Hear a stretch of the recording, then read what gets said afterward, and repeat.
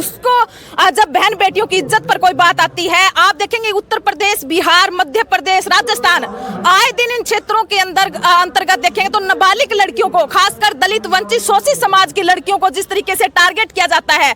शोषण की घटनाएं हमारे सामने निकल कर आती है, तो बहुजन समाज के वो युवा जो दलित समाज की बहन बेटियों के प्रति, देश की बहन बेटियों के प्रति अपने दिल में जो दर्द रखते हैं, वो समाज के हक अधिकारों की आवाज उठाते हैं, उनके लिए वो लड़ाई लड़ने का काम करते हैं। और इस देश का सबसे बड़ा दुर्भाग्य है कि आज तक जो देश बहन बेटियों के लिए जो आवाज उठाता है, जो हक अधिकारों की आवाज उठाता है, उसे ही अरेस्ट कर जेल के अंदर डाल दिया जाता है। जिस हिसाब से पुलिस प्रशासन ने जिस हिसाब से की है, जो गोल्डन दास भाई जो अपनी बहन बेटियों की आवाज को उठा रहे थे और उनका यही मानना था कि जो आरोपी जो इतनी बड़ी घटना को अंजाम दे देते हैं और वो आरोपी खुले सरेआम घूमते रहते हैं, क्या वो सही है? जिस प्रकार से हम हमारी आवाज को बुलंद कर रहे हैं, शोषित वंचित समाज की आवाज को बुलंद कर रहे हैं, और उसके साथ में जिस प्रकार से पुलिस प्रशासन बिहेवियर करती है उसके साथ में, तो ये बिल्कुल गलत है। तो जिस प्रकार देखा गया गोल्डन दास को, तो उन्होंने बिल्कुल भी ऐसा कोई काम नहीं किया। उन्होंने जिस प्रकार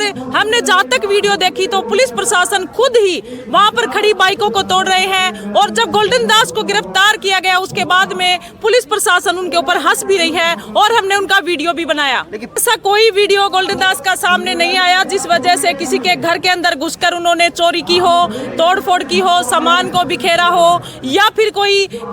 ऐसा उग्र भाषण उन्होंने दिया हो। वो तो अपने समर्थक जो गोल्डन दास के साथ आए हुए थे उनको भी यही कह रहे थे कि पुलिस प्रशासन के सामने हमने ऐसा कोई भी बयान नहीं देना है, या फिर ऐसा कोई भी उग्र काम नहीं करना है जिससे कि प्रशासन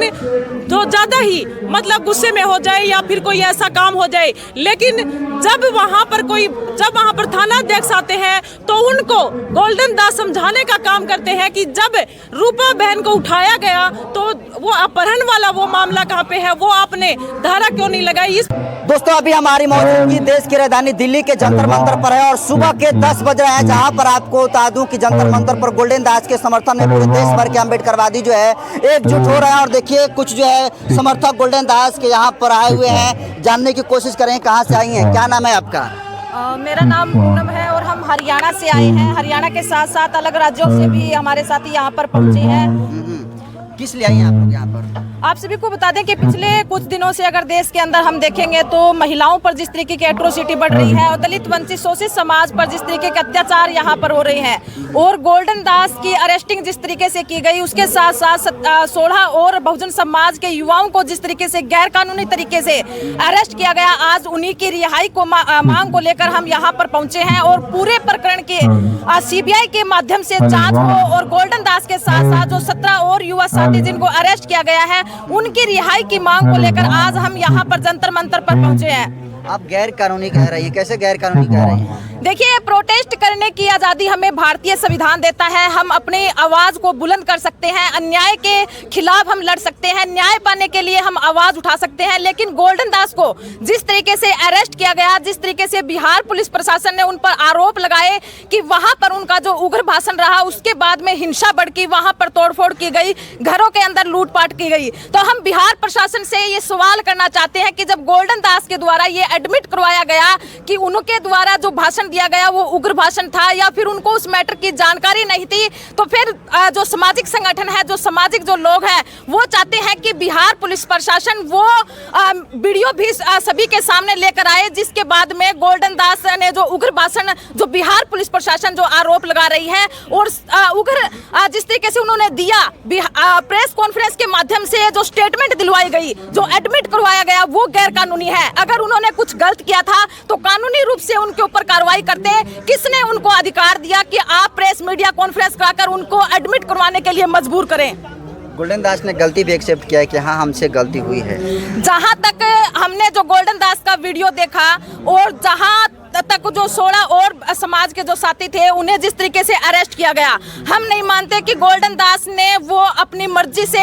एडमिट किया। जरूर उनके साथ, उनकी वीडियो में भी साफ दिखाई दे रहा था कि उन्हें मजबूर किया गया, उनके साथ मारपीट की गई, उसके बाद में उन्होंने ये एडमिट मजबूरी से और जबरदस्ती से और मारपीट कर कर उनको ये एडमिट करवाया गया वीडियो था उनका। गोल्डन दास का जिस तरीके से पुलिस प्रशासन के साथ जो व्यवहार रहता है, सब लोग कह रहे हैं कि ठीक किया, पुलिस ज्यादा ही उलझता था, आदमी बजा रहे तरह बोलता था। देखिए, बहन बेटियों के प्रति अगर दिल के अंदर कोई दर्द रखता है तो उसको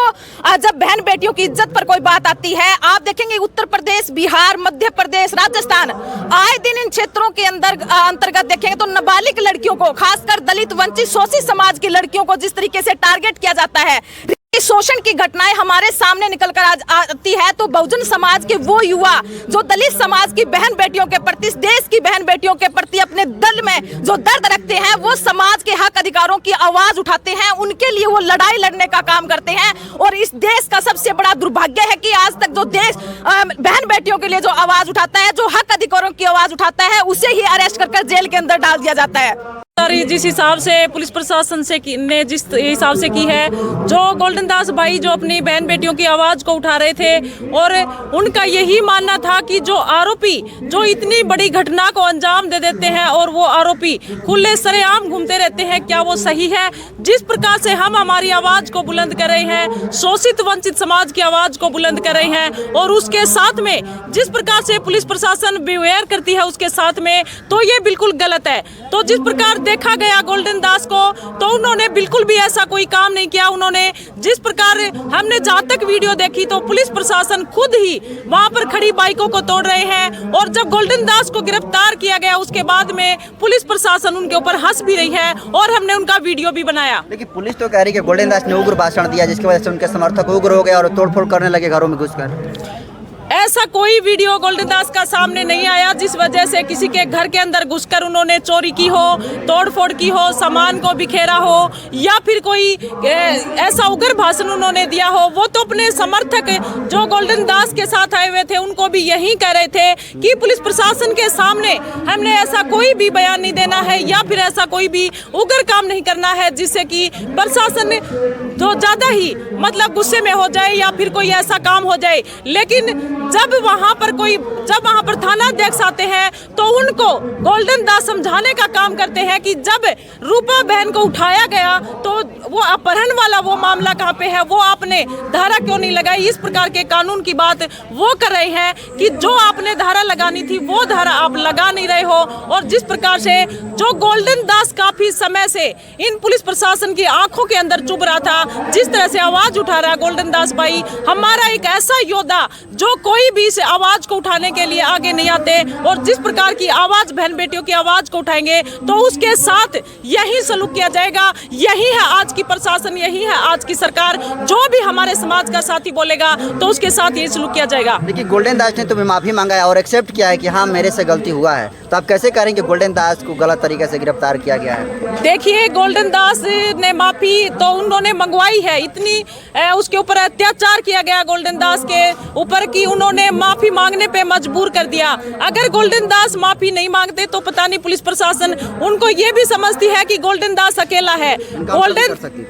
गोल्डन दास अकेला नहीं है, गोल्डन दास के साथ भारत के तमाम अम्बेडकरवादी, तमाम बहुजन समाज के लोग आए हुए हैं। यहाँ पर भी जंतर मंतर के ऊपर आज बहुत बड़ा प्रदर्शन गोल्डन दास का हमने रखा है। गोल्डन दास की टीम ने, सभी बहुजन समाज ने, भारत के कोने कोने से सभी साथी यहाँ पर आए हुए हैं, और गोल्डन दास को अकेला ना समझे। पुलिस प्रशासन से यही कहना है, जो बिहार की पुलिस प्रशासन है, कि गोल्डन दास को जल्दी से जल्दी आप रिहा करने का काम करें, नहीं तो हम पूरे भारत को चक्का जाम कर देंगे। सबसे पहले हम जंतर मंतर के ऊपर हम संवैधानिक तौर पर आवाज उठाने का काम करेंगे। अगर उसके बावजूद भी अगर पुलिस प्रशासन गोल्डन दास भाई को नहीं छोड़ती है तो फिर हम बहुत बड़ा आंदोलन करने जा रहे हैं।